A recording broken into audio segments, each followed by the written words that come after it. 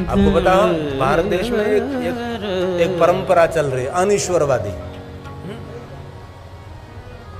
बड़ा जुम्बिश चल रहा है, पता है, सनातन को नष्ट करने के लिए।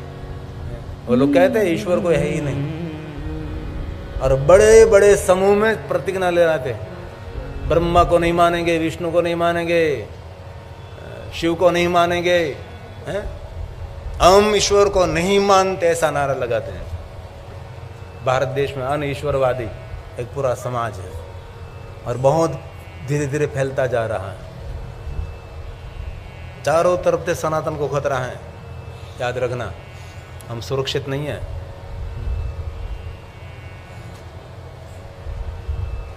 चारों तरफ से आक्रमण हो रहा है, लेकिन बहुत बार पहले आक्रमण हुआ भी है, लेकिन अभी तक सनातन को नुकसान हुआ, लेकिन सनातन को कोई नष्ट नहीं कर सका। ये हमारे सनातन परंपरा है। और एक तरफ विदेश में सनातन के प्रति भाव उठ रहा है सबका। विदेशी लोग आज सनातन को जान रहे हैं और धीरे धीरे धीरे धोती पहनने लगे, लोग सिखा रखने लगे, तिलक करने लगे, और भारत में चारों तरफ से आक्रमण हो रहा है। इतना बड़ा जुम्बिश चल रहा है, इतने बड़े समूह में सबको प्रतिज्ञा ले रहे थे, हम ईश्वर को नहीं मानेंगे। इसलिए पुष्पदत्त ने पहले से कह दिया, ऐसे जड़ बुद्धि वाले लोग अभव्यानाम इसमें रमणीयम रमणीय बात करते हैं, लेकिन हमारे लिए अरमणीय है। ऐसे उसका प्रवचन सुनो तो थोड़ी देर तक हमको भी ऐसा लगता है सही बात है, उनकी ईश्वर नहीं है। ये 5 में काली थरो तो लगे, 2 कहवे नहीं को कोई। ये पुष्पदंत की रचना है। तवेश्वर्यम यत जगदुरय रक्षा प्रलयति, वो तो है।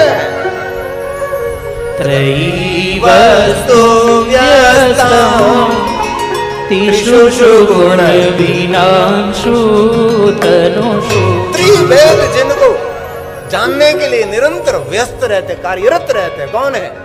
इस सूर्य को बनाने वाला कौन? चंद्र को बनाने वाला कौन? विराट विश्व का सर्जन करने वाला कौन? निरंतर उसकी खोज में रहते हैं।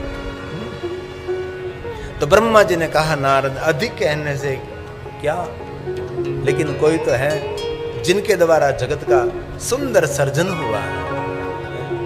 हे नारद, निराकार में से एक आदि पुरुष का प्रागट्य हुआ, जिनको आदि शिव कहते हैं। इनमें से एक प्रकृति प्रकट हुई, जिनको हम आद्य शक्ति कहते हैं। ब्रह्मा ने स्वयं ने कहा, नारद जी, जो कुछ आपकी आंखों के द्वारा आप देखते हैं, सब कुछ शिव और शक्ति का विस्तार है। इसलिए शिव और शक्ति कौन है? पूरे जगत के माता पिता हैं। हमारे सबके पिता कौन है? शिव है। हमारे सबकी माता कौन है? आद्य शक्ति, माता भवानी। ये पूरी दुनिया उनका विस्तार है। शिव को स्वीकार है न स्वीकार है, आप माता भवानी को स्वीकार है न स्वीकार है, लेकिन जो कुछ दिखाई दे रहा है सब कुछ शिव और शक्ति का ही विस्तार है।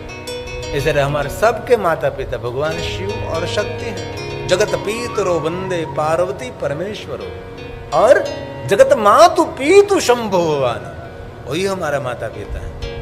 तो पुरुष को क्या कहा? आदि शिव। प्रकृति को क्या कहा? आद्य शक्ति। ब्रह्मा ने कहा, नारद, ये आदि पुरुष का रूप थोड़ा विचित्र रूप था, समझ में नहीं आता। कैसा रूप? शिष्य मंदाग्निधारी भाल चंद्र त्रिलोचन पंचवक्र सनातमा दश बाहु त्रिशूल, ऐसा रूप भगवान शिव का जो हम सब ने कल्पना करके रखा है।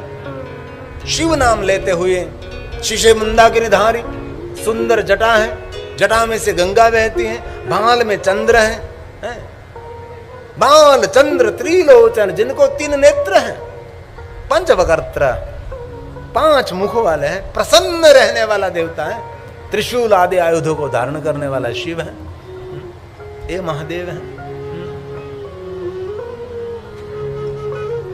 जो हम सभी ने रूपों की कल्पना की। हम शिव शब्द को याद करने से क्या होगा? जटा दिखाई देगी। शिव को याद करने से जटा में से गंगा दिखाई देती है, शिव को याद करने से त्रिनेत्र दिखाई देते हैं, शिव को याद करने से भाल चंद्र दिखाई देता है, भाल में चंद्रमा, और गले में पन्नग भूषण, बड़े बड़े सर्प को देख लेते हैं हम।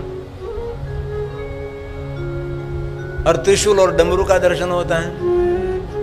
यही है ना, शिव शब्द याद करने मात्र से यही रूप की कल्पना करें हम, शिव जी का रूप है। महादेव के मुख कितने हैं? 5, 4 दिशा अंतरिक्ष, चारों तरफ से शिव हमको देखते हैं। वंदे पंचमुखाम्बुजं त्रिनयनं वंदे ललाटे क्षणं। जिनके बाल में नेत्र है, इसलिए उसका नाम क्या है? विरूपाक्ष। शिव जी का नाम है ना विरूपाक्ष। विचित्र प्रकार का नेत्र जिनके कपाल में नेत्र है, ऐसा कोई है देव? शिव ऐसे एक अलग सा देव है, रूप अलग, सब कुछ लीला अलग, निराले है, सबसे अलग है शिव है। ललाट में नेत्र है,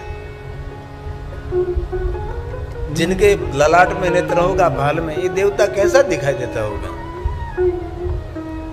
कोई बहन ने कपाल में बड़ा लाल लाल चटक बिंदी लगाई, चंदा चांदा किया, तो कितनी विचित्र लगती है, सबका ध्यान खींचता कि इतना बड़ा। अब तो जो के लगाते हैं नहीं, हम तो झंझट बंद हो गई, प्लास्टिक लगा लेते हैं, कुमकुम तो है ही नहीं, कुमकुम खलास हो गया, खत्म, प्लास्टिक आ गया। बाहर जाओ ठीक है प्लास्टिक लगाओ, लेकिन घर में हो तब तो कुमकुम की बिंदी करो, आप साक्षात जगदम्बा का रूप है, आपको कुमकुम अर्पण होना चाहिए। प्लास्टिक। मेरे महादेव के ललाट में सुंदर नेत्र है, बाल में चंद्र है, और महादेव के मस्तक पर जटा, जटा रूपी मुकुट है, सोना चांदी हीरे मोती का मुकुट मेरे महादेव के पास ने, जटा रूपी मुकुट है। और जटा कितनी विशाल जटा, व्योमगत, पूरे आकाश में फैली हुई जटा, व्योम केशाय नमः। छोटी छोटी जटा नहीं, पूरे आकाश में फैल जाती है जटा, ऐसी महादेव की जटा। तो ही गंगा जी को संग्रह कर सकते हैं ना, छोटे छोटे बाल वाले क्या कर सकते हैं? बड़ी बड़ी जटाएं महादेव की, जटा रूपी मुकुट को धारण करने वाला शिव है। और ये मुकुट की शोभा कौन बढ़ाता है? तो बाल में रहा हुआ चंद्र, अर्ध चंद्र, ये मुकुट की शोभा है, ये शिव है, ये महादेव है। वंदे व्योमगतं, व्योम का अर्थ है आकाश, जटासु मुकुटं, ये महादेव। वंदे चंद्रार्ध गंगाधरं, अर्ध चंद्र, और मस्तक पर निरंतर गंगा बहती है, ये भगवान शिव हैं। अंग पर भस्म लगाते हैं। वंदे भस्मकृतं त्रिपुंड जटिलं, देखने में अति भयानक है, जटिल है, जटिल, इतना भयानक, इतना विकराल। दिन को 12 बजे आप अकेले और अकेले महादेव मिल जाए तो हमारा जीवित रहना असंभव रहता है। इतने भयंकर भगवान शिव है, जटिल रूप है जिनका, देखने में रौद्र है, लेकिन कोई भक्त का दुख देखे तो उसका हृदय द्रवित हो जाता है, लेकिन वास्तव में रुद्र है वो, क्योंकि रक्षक है ना भगवान। तो रक्षक कैसा होता है? बड़ा डेंजर, बड़े बड़े मूछ वाला, बड़ी बड़ी आंख वाला है, प्रचंड जिनका शरीर है, ये रक्षक हो सकता है ना। तो शंकर कौन है? शंकर रक्षक है। रुद्र कौन है? रक्षक है, जगत की रक्षा करता है। इसलिए अपने भक्तों के रक्षा में तत्पर, निरंतर जागरूक रहने वाला शिव है। इसलिए महादेव के भक्तों को कभी डरना नहीं चाहिए, जटिल रूप है। अष्टमूर्ति स्वरूप भगवान शिव मैं प्रणाम करता हूँ। वंदे अष्टमूर्त्यात्मकं वंदे